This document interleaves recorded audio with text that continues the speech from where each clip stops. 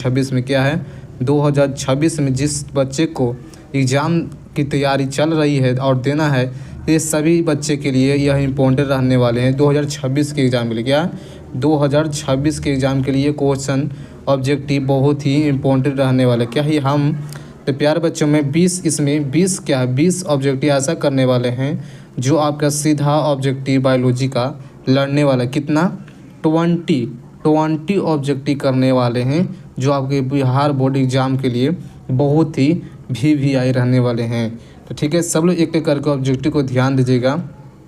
देखिए सबसे पहले इसका रूल है 28 पूर्णांक, मतलब कि 1 से 28 तक प्रत्येक प्रश्न के लिए एक ही विकल्प सही है। तो कह रहा है कि प्रत्येक प्रश्न के सही उत्तर प्रत्येक चिन्हित करें, मतलब कि प्यारे बच्चों जो 28 को ऑब्जेक्टिव और 28 को ऑब्जेक्टिव क्या मानना है, मतलब टिक करना। यह 2016 के ऐसा रूल है, ठीक ना। तो आप तो 2025 में सब लोग 26 में देने वाला एग्ज़ाम है, तो यह रूल मतलब वह नहीं है, मतलब दुगना आप ऑब्जेक्टिव देता है। और आपका 2026 में एग्ज़ाम क्या है, 2026 में भी एग्ज़ाम आपका पढ़ने वाले हैं, तो वह दुगना ही होगा। मतलब कि 50 ऑब्जेक्टिव रहता है, इसका दुगना मतलब कि 100 ऑब्जेक्टिव आपका देगा। मतलब कि जो 50 ऑब्जेक्टिव आपको बनाना होगा और 50 आप ऑब्जेक्टिव छोड़ दीजिएगा। देखिए पहला नंबर सब लोग क्लास को स्टार्ट करते हैं। पहला नंबर क्वेश्चन है कि भ्रूण कोश की सेंट्रल कोशिका है। क्या है, भ्रूण कोश की सेंट्रल कोशिका है। एक एक करके बताइएगा, क्या प्रारंभिक केंद्रक पर, द्वितीय केंद्रक पर होगा, क्या सहायक कोशिका पर, या ए और बी दोनों पर। पता है आपको क्या होगा, भ्रूण कोश की जो सेंट्रल मतलब कि जैसे कि ये सेंट्रल कोशिका, ये सेंट्रल कोशिका कहलाता है। इसे हम क्या बोलते हैं, जो कि जितना भी कोश अति क्या है किनारा है ना, यह सेंट्रल बोलते हैं। सेंट्रल ये बोलते हैं, कॉर्नर को बोलते हैं। तो जो क्या बोलता है, भ्रूण कोश की जो सेंट्रल कोशिका होता है द्वितीय केंद्रक पर उपस्थित होता है। क्या है, प्रथम होता है, एक द्वितीयक होता है। प्रथम एक द्वितीय होता है, मतलब यह द्वितीयक में उपस्थित होता है। अगला क्वेश्चन है सेकंड नंबर पर, ध्यान देगा कि बीज चोल खाया जाता है। क्या बोल रहा है कि बीज चोल खाया जाता है। इसका आंसर लगाइए तो शरीफा होगा। ये ऑप्शन हमारा बी है, सेब या नारंगी, इनमें से सभी। बीज चोल मतलब कि किसी भी आम लेते हैं, ये मान लीजिए कि यहाँ आम का थोड़ा सा चित्र पाता हूँ। आम का यह चित्र हो गया, इसमें एक बीज होता है, ठीक ना। बीज चोल खाया जाता है, मतलब बीज चोल जो खाया जाता है, इसमें नहीं होता है रस उस, इसमें खाया जाता है किसका, आम का। मतलब कि होगा बीज चोल खाया जाता है। इसका क्या होगा, तो सेकंड नंबर क्वेश्चन का है शरीफा। हाँ शरीफा, शरीफा का एक होता है। इसका करेक्ट आंसर क्या होगा, ए नंबर हो जाएगा शरीफा का। समझ में आ गया कि नहीं। चलेगा थर्ड नंबर क्वेश्चन। देखिए थर्ड नंबर है कोभलिंग प्राणी है। क्या बोला, कोभलिंग प्राणी है। निम्नलिखित में से क्या बोल रहा है कि उभयलिंग प्राणी किसे कहते हैं। हमारा ऑप्शन है मुर्गी, सांप, ए और बी दोनों, या केचुआ को। उभयलिंग प्राणी मतलब कि जो उसका मतलब कि निषेचन करने की क्षमता नहीं होती, उसे उभयलिंग प्राणी है। जो निषेचन करने की क्षमता नहीं होता, इसमें केचुआ कहते हैं। केचुआ है जो कि एक जीव से दूसरे जीव को उत्पन्न नहीं कर सकता है, मतलब बच्चा पैदा नहीं करता है केचुआ, ठीक ना। तो इसका करेक्ट आंसर क्या माना है, या डी नंबर हो जाएगा। समझ में आ गया कि नहीं। अगला क्वेश्चन है चौथा नंबर के, निम्न में से कौन द्विगुणी संरचना है। चलिए बच्चे लोग बताइएगा। निम्न में से कह रहा द्वितीय संरचना है, इसका सभी आंसर लगेगा। क्या हमारा अंडाणु, शुक्राणु, युग्मनज, इनमें से सभी क्या होगा, द्विगुणी संरचना है। सभी बच्चों को आंसर आना चाहिए। द्विगुणी संरचना किसे कहते हैं, तो देखिएगा अंडाणु बोलिए, शुक्राणु और युग्मनज, ये तीनों क्या है, ये तीनों हो गया हमारा एक प्रकार की क्या हो, द्विगुणी संरचना की तरह कार्य करता है। मतलब कि इसका क्वेश्चन के आंसर इनमें से सभी होगा, डी नंबर करेक्ट आंसर। समझ में आ गया कि नहीं बच्चे लोग। अगला क्वेश्चन बढ़ जाऊँ, आपका जगह जात हो तो अगला क्वेश्चन बढ़ जाऊँ। चलिएगा 5 नंबर क्वेश्चन देखिएगा, ध्यान दीजिएगा 5 नंबर। और सब लोग अगर अभी तक चैनल को सब्सक्राइब नहीं किए हो, ठीक है, सब्सक्राइब नहीं किए हो तो बच्चे जो एक बार सब्सक्राइब कर दिए। सब्सक्राइब करने का नहीं मन है तो एक बार वीडियो को तो आपको लाइक तो बनता है, वीडियो को लाइक तो एक बनता है, तो एक बार लाइक कर दीजिएगा। 5 नंबर है कि मानव रुधिर ओ वर्ग है। ओ वर्ग है, मानव रुधिर में ओ वर्ग है। बताइएगा मानव रुधिर में ओ वर्ग उपस्थित होता है। देखिएगा मानव रुधिर जो एंटीजन अनुपस्थित होता है, मानव रुधिर में ओ वर्ग पर एंटीजन अनुपस्थित होता है।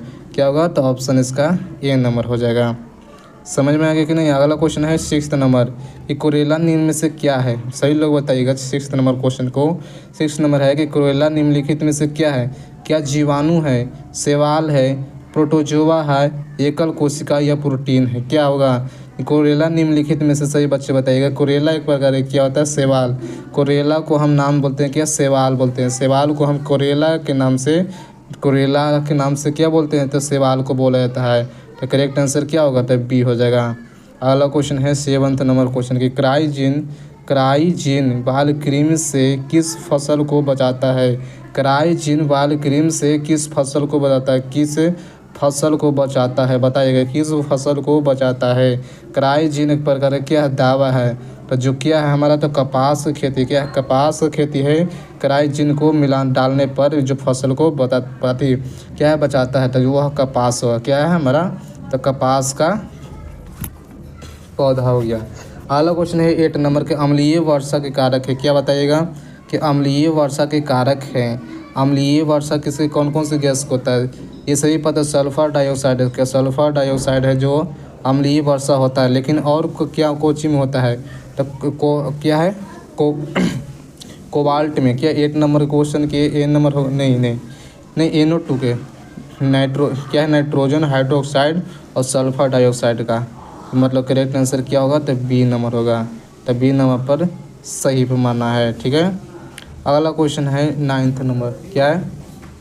9th नंबर है। तो चलिए 10th नंबर क्वेश्चन पर ध्यान दीजिएगा। 10th नंबर क्वेश्चन क्या कह रहा है? एक एक करके बच्चे लोग बताइएगा 10th नंबर क्वेश्चन। थोड़ा सा इसको जूम कर लेता हूँ और एक एक करके क्वेश्चन लगाइएगा कि मानव साधारणतः ध्वनि तीव्रता सहन कर पाता है। जो मानव है, क्या बोल रहा है कि मानव है कितना हर्ज की ध्वनि को सहन कर पाता है, कितना पर सुन लेता है? देखिए एक बात जानते हैं कि जो 20 से अधिक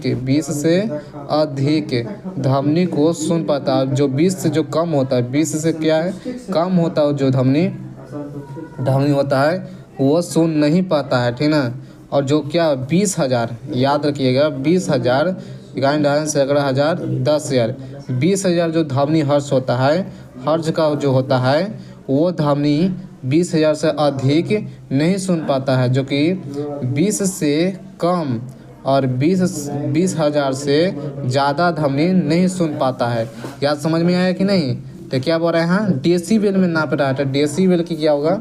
मानव साधारणतः ध्वनि तीव्रता सहन कर सकता है तो 20 से 30 डेसीबल। क्या ये इसमें डेसीबल जो कि हर्ज में वो हम बताए थे, हर्ज में, तो यह डेसीबल के बारे में बताएगा। तो इसका आंसर क्या होगा? तो ए नंबर हो जाएगा। अगला क्वेश्चन है 11th नंबर पर ध्यान दीजिएगा। थोड़ा सा इसको ऐसे कर लेता हूँ और बताइएगा। 11th नंबर क्वेश्चन है कि निम्नलिखित में से किसमें जल परागन होता है? निम्न में से कह रहा है कि किसमें जल परागन होता है? ऑप्शन है जलकुंभी, कमल, हाइड्रेलिया, बी और सी दोनों। क्या बताइएगा? क्या बोल रहा है कि किसमें जल का परागन करा है? परागन करा जल में परागन होता है। तो याद रखिएगा जल में जो परागन होता है हमारा हाइड्रेलिया में क्या हो गया? तो इसका करेक्ट आंसर सी होगा, हाइड्रेलिया में होता है। अगला क्वेश्चन है 12 नंबर, 12th नंबर क्वेश्चन है। और 12th वाले बच्चे देख रहे हैं, 12th वाले बच्चे जो देख रहे हैं वो एक और लाइक कर दीजिएगा वीडियो को, एंड सब्सक्राइब नहीं किया अभी तक तो सब्सक्राइब भी करके रख दीजिएगा। चलेगा। ट्राइसेमी 2n, क्या 2n+1 के कारण बच्चे मंद बुद्धि हो जाते हैं। मतलब 2n+ जो 1 होता है, 2n+1 होता है जो मंद बुद्धि हो जाता कह रहा है। तो उसे क्या कहते हैं? उसे हम क्या कौन से नाम से बोलते हैं? उसका जो एक नाम दिया गया था डाउन सिंड्रोम। क्या डाउन सिंड्रोम के नाम से जाना जाता है? क्या होगा? तो करेक्ट आंसर बी होगा, डाउन सिंड्रोम। ठीक ना।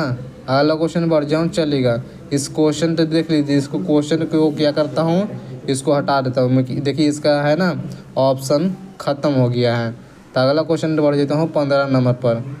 क्या बोल रहा है 15 नंबर पर? ध्यान दीजिएगा क्वेश्चन है, देखिएगा कि हाइड्रेलिया बीमारी में HIV, क्या बोल रहा है? HIV किस कोशिका को नष्ट करता है? फिर से पढ़ेगा, एस्ट बीमारी में HIV किस कोशिका को नष्ट करता है? HIV के द्वारा जो कोशिका हमारा टी लिफोसाइट जो होता है क्या कोशिका को नष्ट करने में क्या करता है? T4 लिपोसाइट। T4 लिपोसाइट के कारण नष्ट को करता है। तो करेक्ट आंसर क्या माना है? तो सी पर मारना है। देखिएगा, चलिए 16 नंबर पर समझ में आया कि नहीं? ये क्वेश्चन 15 नंबर समझ में आया कि नहीं? नहीं समझ में आया, गुड। या समझ में आ गया, वो भी गुड। चलिएगा, अगला क्वेश्चन है कि 16 नंबर के गिर राष्ट्रीय उद्यान विख्यात है। ये क्वेश्चन VBI, क्या ये क्वेश्चन VBI है? इसको नोट करके रखिएगा, VBI क्वेश्चन है। तो गिर राष्ट्रीय उद्यान विख्यात है। गिर राष्ट्रीय जो विख्यात किसके लिए, मतलब कि पूरा ये मतलब कि क्या बोलते हैं, प्रकाशित है।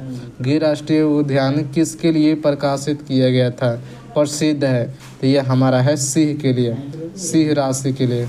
क्या 16 के आंसर सही होगा? क्या सिंह के लिए होगा? क्या सिंह के लिए होगा? बताइए, सिंह के लिए होगा ना?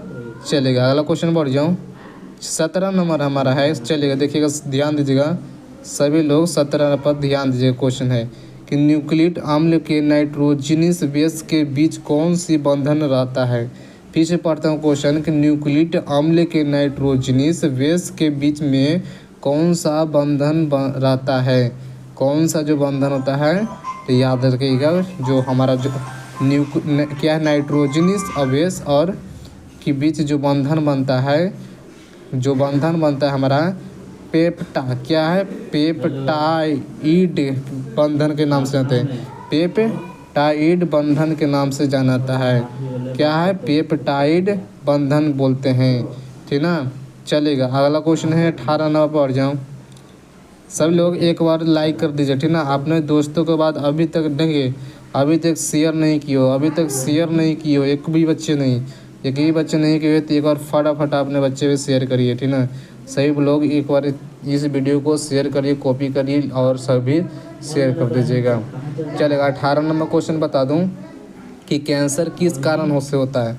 कैंसर किस कारण से होता है, बताइएगा। कैंसर जो हो रहा होता है हमारे शरीर में, किस कारण से होता है? नहीं पता है कैसे कारण? ये तो पता है कि नहीं? कैंसर किस कारण से होता है? क्या जीवाणु के कारण या अनुकोजिनिस के द्वारा, या ए और बी दोनों ही, इनमें से कोई नहीं। देखिए, जो कैंसर के किस कारण से होता है, कैंसर की जो बीमारी होती है हमारा अनुकोजिनिस के कारण होता है। अनुकोजिनिस के कारण होता है। या क्या होगा ऑप्शन इसका? तो बी नंबर करेक्ट आंसर होगा। क्या होगा? तो बी हो जाएगा। एक एक करके ऑब्जेक्टिव को समझते चलेगा और याद भी करते चलेगा, क्योंकि देखिए, जब तक याद नहीं करिएगा तब तक समझ में नहीं आएगा, ठीक ना? समझाने की प्रयास करता हूँ, बहुत सभी ऑब्जेक्टिव जो समझाने का प्रयास करता हूँ, लेकिन आप भी समझने की भी प्रयास करिएगा, ठीक है? 19 नंबर क्वेश्चन पर ध्यान दीजिएगा। कल्याण सोना किसका किस्म है? कल्याण सोना किसका किस्म कहा जाता है, क्या पता है? कल्याण सोना किसका किस्म है? क्या सोना का गेहूँ की पूर्णतः किस्म, या ए और बी दोनों का? बताइएगा, कल्याण सोना किसका किस्म है? तो यह हमारा हो जाएगा गेहूं का पूर्णतम किस्म का, गेहूं का पूर्णतः किस्म का। इसका आंसर राइट क्या होगा? तो ए नंबर हो जाएगा, ठीक ना? पंखा कौन चालू कर दी? अगला क्वेश्चन है 20 नंबर पर ध्यान दीजिएगा। क्या है कि निम्न में से कौन सा एकल कोशिका प्रोटीन है? और ये क्वेश्चन क्योंकि मैं कहा था कि 20 इसमें ऑब्जेक्टिव करने वाले, जो आपकी सीधा बिहार बोर्ड के लिए इम्पोर्टेंट रहने वाले सभी भी क्वेश्चन VBI रहने वाले हैं। और आपका यह अंतिम ऑब्जेक्टिव है 20 नंबर पर ध्यान दीजिएगा कि निम्न में से कौन एकल कोशिका प्रोटीन है? ये निम्न में से कह रहा है क्या दोस्तों? एकल कोशिका प्रोटीन के नाम से आता है, तो हमारा हो जाएगा प्यार बच्चों, इनमें से सभी। क्या हो? इनमें से सभी। इनमें से सभी कौन कौन होगा? स्पाइरुलिना, क्लोरेला और सेंडोस्म। तो इनमें से क्या होगा? तो सभी हमारा ऑप्शन क्या होगा? तो डी नंबर हो जाएगा। अच्छा, चलेगा, तो मिलते हैं एक अगले वीडियो के साथ। और अभी तक बच्चे जितने भी हैं जो शेयर नहीं किए हो, तो एक बार शेयर कर दीजिए और सब्सक्राइब कर दीजिए एंड लाइक कर दीजिए, सभी करके चाहिए। आपका मन हो तो करिएगा, नहीं मन है तो छोड़ दीजिएगा, ठीक है? इसमें कोई ज़बरदस्ती नहीं है। चलिए मिलते हैं, थैंक यू। आज के वीडियो इतना ही।